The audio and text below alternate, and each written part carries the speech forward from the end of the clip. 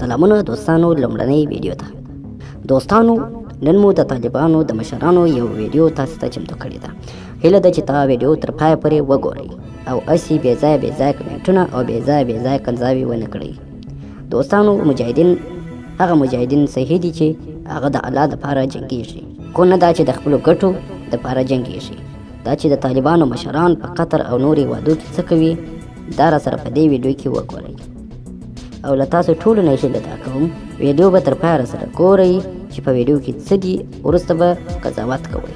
زما د چینل مینهوالو، په دې ویډیو کې د طالبانو د مشرانو هغه انځورونه ښکاره کوم چې تاسې به خپله ورته حیران شئ.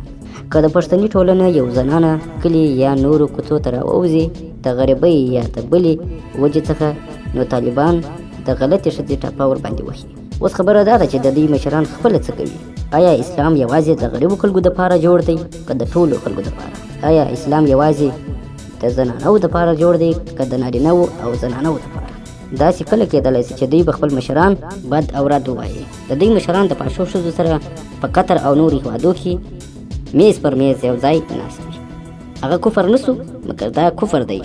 که زما او ستا ټولنې ښځه راووځي نو دا بیا کفر سو. په دې تصویرونو کې تاسو دوې نجونې ووینئ چې دا کومې نجونې دي، څه کوي. دا تصویرونه مې د یو بل چینل نه راواخیستل، ومې غوښتل چې تاسو ته ویډیو پرې جوړه کړم. آیا دا تاسو ته د منلو وړ ده؟ دوی چې هر کار کوي هغه دې کوي، مګر موږ چې غلط کار وکړو یا غلط سوچ وکړو هغه دوی ته د منلو وړ نه ده. اسلام خو داسې نه وایي.